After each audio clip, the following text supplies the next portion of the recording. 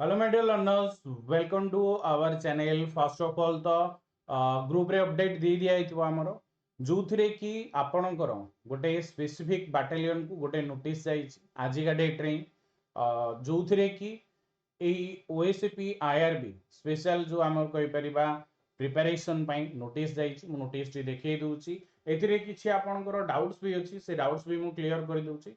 ए notice रे देखि रखंतु 1119 T पदवी पई देइछि। बट माय डियर लर्नर्स जानि रखंतु ये 1119 पदवी पई नुह, काहेकि ना एठी आपण जोटा देखुसंती एठी आपणकर मेंशन कराइछि। यस, ए जो नोटिस रे first of all A notice टा हम जदी देखिया जुबा पूरा परफेक्ट नोटिस, काहेकि ना एथिरे आपण देखि रखंतु पूरा प्रॉपर सील भी आपणकर दिया जाइछि। तो तेणु करी अरे ये कोन होछि, ठीक अछि। प्रॉपर एठी आपणकर सील अछि and requirement for the post of sipahi constable in different battalion against the vacancy जोटा कि आगुरु थिला।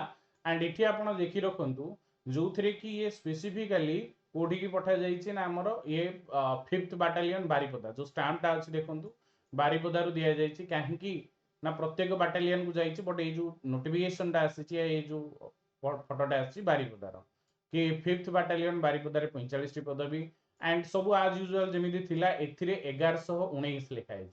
And this government has been pleased to allow requirement of 322 post of sipahi and constable who are on deputation to SOG and 72 post sipahi and constable created for security wing BBSR 10 total 1513 पदवी। My dear learners भलो से मने रखंतु या पूर्वरु जोडा आपनकर थिला केते 1513 रो notice ता आसीतिला ना, तो एथिरे आपणकर ए 1513 ता सहित पूरी पाई जो स्पेशल आपणकर एबे नोटिस हमर जारी करा जायतिला ना कि एथिरे 700 भलिया पदवी, तो से पदवी भी आपणकर ऐड हबो ए 1500 ऊपरे। आमे जदी देखा देखंतु इंक्लूडिंग जगन्नाथ टेंपल पीएस रे मिसी की 257 हेतिला, माने सेटा जो 322 ऐड हे 1100 रे, तो आउ जो एबे 700 प्लस लेखा आइछि ये भी आपणकर इंक्लूड हबो एंड ये आपणकर नोटिफिकेशन फाइनल नोटिफिकेशन ने आसी जिवो। तेणु करी टेंशन नियंतुनी, प्रिपरेशन एबेठू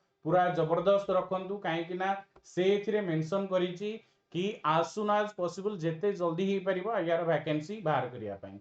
ओके तो एठी आपण माने माइंड रे रखंतु कि आपण माने लेट से धरि रखंतु मार्च रे आसुची आपणकर वैकेंसी। तो ऑब्वियसली आपन को 2 मास ही मिलिबो एग्जाम दवा पई, या हमें कहि परिबा अप्रैल ले मई जून भीतर आपनकर आसी जिवो। ए इलेक्शन पूर्व ही आपनकर वैकेंसी आसीबो एंड फुलफिल भी करेबे, काहे ना मासे 1.5 मास रे मासे फॉर्म पडिबो, तार जदी देखिया 15 दिन या मासे भीतर आपनकर एग्जाम ही जिवो। एग्जाम पाई जानि रखो क्राइटेरिया मु जेमिति कहितली 10th पास जदी पास करिचो रिटिन एग्जामिनेशन आपनकर 100 मार्क रहबो गला। तमे वर्तमान फिजिकल कर, कहीं फिजिकल जेहेतु सब मन रख सबुठु मेन प्रॉब्लम हम 1600 मीटर 6 मिनिट रे, एटा सेमिति हबनी जदि तमे डेली प्रिपरेशन न करूछ। 1600 मीटर 6 मिनिट रे मारी परिबनी, एटा होछ गोटे बेस्ट हमर रनिंग एफिशिएंसी आसी याठु पिला एक्सीलेंट मारंती। बट 1600 मीटर रो गोटे माने भलो स्टैंडर्ड होची 6 मिनिट भितरे। फिजिकल एफिशिएंसी एंड ऑप्शन छाड़ी दियो ड्राइविंग, बट रिटिन टेस्ट एही 100 मार्क पई रेडी हो जा। प्रीवियस जो एग्जाम हेची फायरमैन ने एते इवेंट थाई कि 76 प्लस गला 69 प्लस गला SC cut off.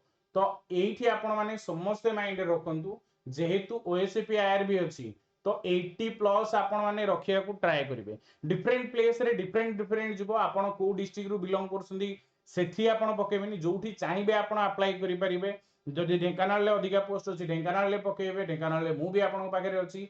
Duration 120 minute 100 mark 120 minute. ये जो नंबर 9090019332 रे मते मेसेज करिवो 10 रु 15 भितरे हमरो बैच स्टार्ट हे जिवो एई स्पेसिफिक एई एग्जाम पई हमरो ओएसपीआर पई स्पेशल मैथ इंग्लिश एंड पूरा टॉपिक वाइज आपन दिया जो मैथ आज गोटे मु 6टा बेले क्लास भी शेड्यूल करिछि, देखि नेबे पूरा कांसेप्ट सहित क्लास पाइबे। मु चैनल ले क्लासेस देखि नेबे, मैथ रे डाउट होबनी, जहा जहा सिलेबस अछि ए जो 100 मार्क अछि ना मु आपन को कहि दूचे आपन 80 प्लस मार्क रखिबे ही रखिबे, जोथरे Odia English math GK situational awareness logical reasoning and basic computer knowledge situational awareness रो पुलिस रे मो क्लास रो डायरेक्ट क्वेश्चन आस्तिला एंड एबे भी आसीबा हमें पूरा स्ट्रेटजिक वाइज पढिबा काहे ना क्वेश्चन देखो एग्जाम आपनकर इजी होबो आ जदी एग्जाम इजी होउचे ना तो 80 प्लस मार्क तुमको रखिबा को पड़िबो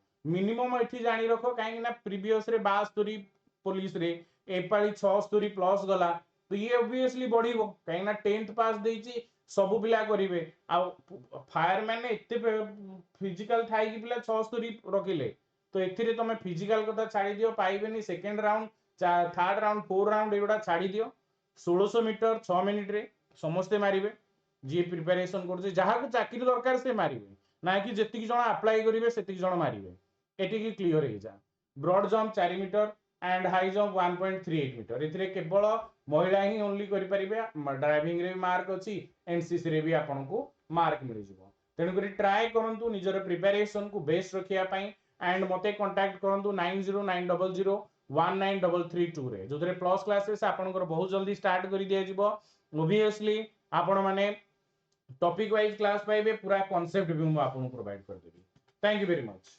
एंड शेयर कर दियंतु।